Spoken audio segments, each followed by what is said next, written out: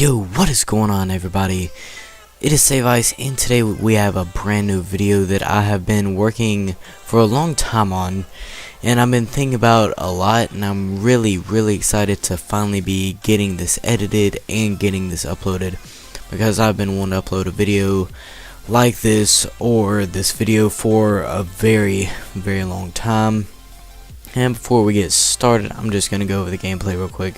This is a pretty good gameplay that I got on Backlot with my dubs partner, Southern Cali IE.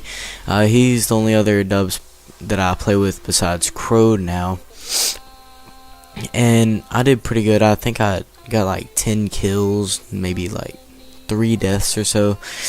And usually Cali's been carrying a lot, or at least for today that he has, but today I did pretty good. I was just lasering people with my M16. I couldn't even believe how good I was doing. But anyway, this is not about the gameplay. This video is about you and trying to help you become a better Call of Duty player. So this is going to be mostly for competitive, but this isn't only for competitive. You can also use this in public matches. Probably search and destroy. That's where it'd probably be the most useful, especially if you're playing with your friends or something like that. But anyways, let's go ahead and get started. The top 10 things to make you a better competitive Call of Duty player. Alright, so at number 10 we have use cover.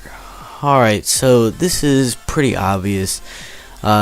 You need to use cover. If you're just running up an alleyway without any cover or without a plan B, you're pretty much screwed. If the enemy sees you, you're pretty much going to lose that gunfight 90% of the time. I mean, pretty much anywhere you want to be, you always want to have some sort of cover. See, one of the reasons that Cali died there was because he didn't have any cover. When the guy turned around and started shooting at him, there was nothing he could do but take the bullets and die.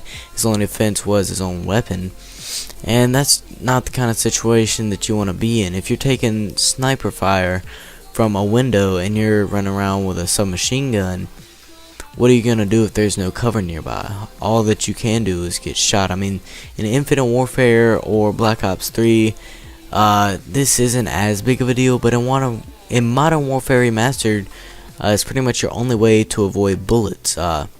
If you're running and you just jump, that's really not gonna affect your opponent much. In something like Infinite Warfare, where you have the jetpacks, yes, it will help.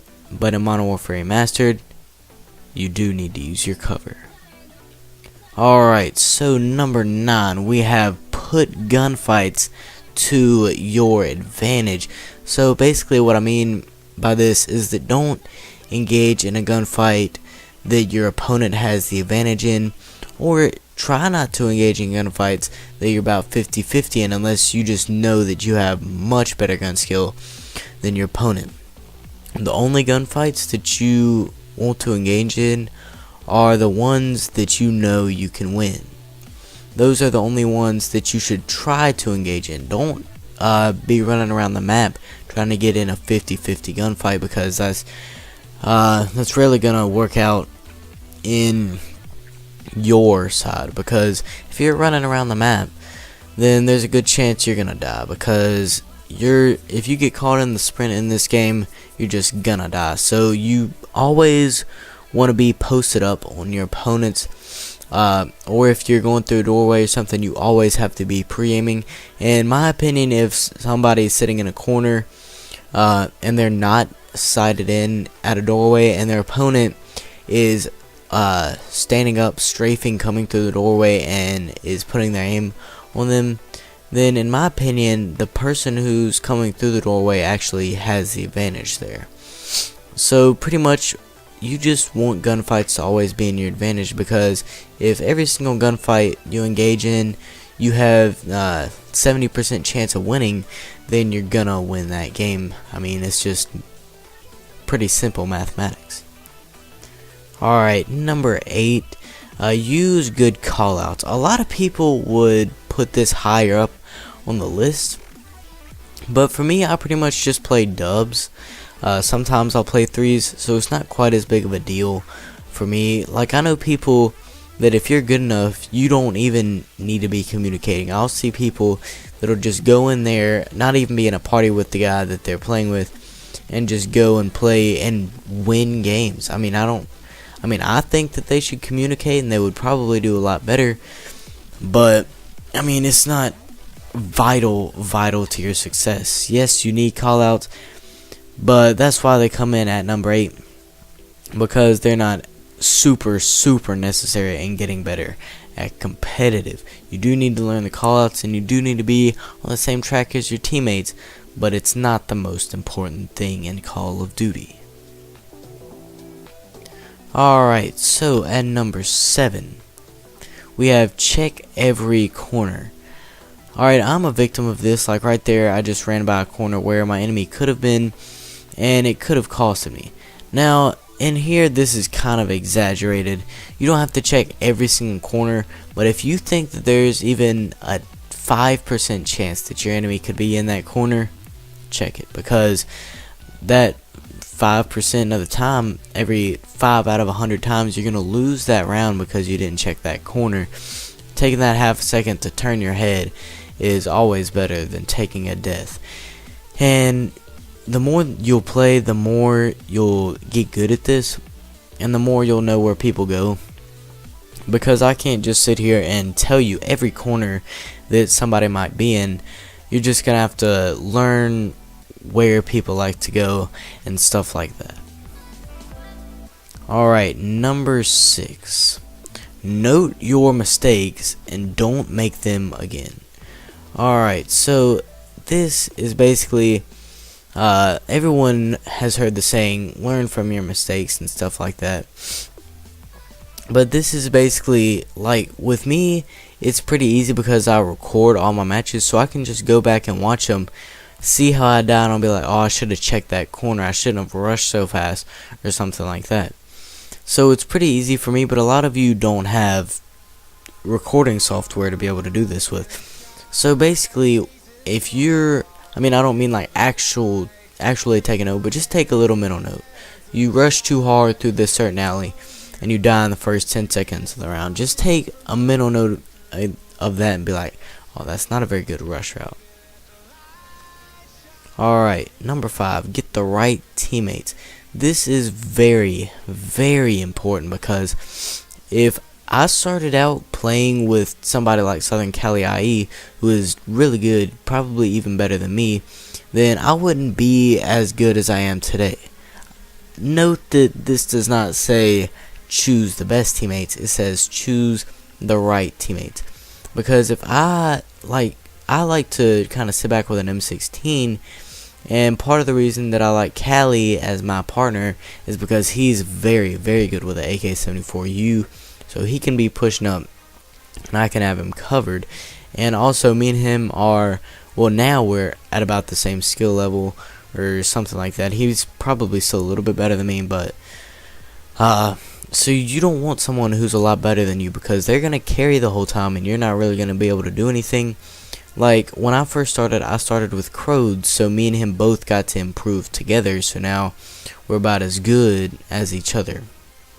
And that's just a really good way to know who your teammates should be. Pick somebody about as good as you, and I would rather have someone on my team who's a lot worse than me than someone who's a lot better, because if someone's a lot better, I'm honestly not going to have any fun. They're going to be getting all the kills, they're going to be carrying. But if someone is a lot worse, I can carry, and then when we win, I can be like, look, I got 15 kills. That's a pretty notable game. Alright, so coming in at number 4, this is one of the most important things that I can tell you guys. Play to your strengths. If you are like me and you are really good with an M16, you're going to try to cut down the times that you're rushing in on your enemy as little as possible, and you're going to try to maximize on the times that you get your enemies 30 feet away or so, and you're in a window or something like that. that's really what I try to do. And I do rush from time to time. I need to get better at rushing, actually. But I mean, that's part of the reason why I do it, because I'm like, well, I really do need to learn how to rush better and stuff like that. So you need to play to your strengths. One thing that I've taken note of in my recordings is that when we lose, it's when I'm rushing too hard, when I'm not sitting back and playing to my strengths. Alright, number 3. This is so important. When I first made this list, I almost made it number 1. But have good mental composure. This, I cannot explain to you guys how important this is. If you are raging, you are never going to win. When I first started playing, I was really bad about this myself. You guys can ask Crowd. I used to rage really hard when I would die to like a pre-nade or something. I would just start raging, and then from there it was all downhill. Once you start raging, it's really hard to stop. And once you start raging, it's really hard to recover from it. So you have to keep good mental composure. And like, if I keep getting killed and I'm just like, oh my god, I'm so mad, so I switch to my rush class and I just rush in and I try to make some big play, but then I just die and I only hurt myself by that. That's part of that, having good mental composure. If I had good mental composure and didn't just sit there and rush, I might not have died. Alright, number 2.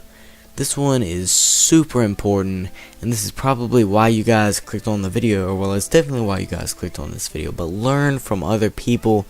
This is one of the main reasons why I'm as good as I am today, because whenever I have downtime, I'll sit there and I'll watch like wagers and stuff like that, or even MLG games, because I can see how they play, I can see the strategies that they use, and I can use them for myself. This is just such a huge one, but I know that you guys are already doing that by watching this video, so I'm not going to stress on it quite as much. Alright, number 1. This is almost identical to number 6, but they're just a little bit different. So number 6, I said take note of your mistakes, but that was just a little thing. Number 1 is learn from your mistakes. So learn from your mistakes. Like, I've learned that when I'm rushing with a 74U, I'm not as good as I am with an M16. That's learning from my mistakes. So this is just so important. If you die using a certain class all the time, don't use that class anymore, because you just need to learn from your weaknesses and learn from what you do bad in to be good. The best part of a player is their weaknesses, having less weaknesses rather than one very good strength. But anyways, thank you guys so much for watching this video. I hope that you enjoyed it. Please leave a like, and if you're new to the channel, then make sure to go ahead and subscribe. Peace.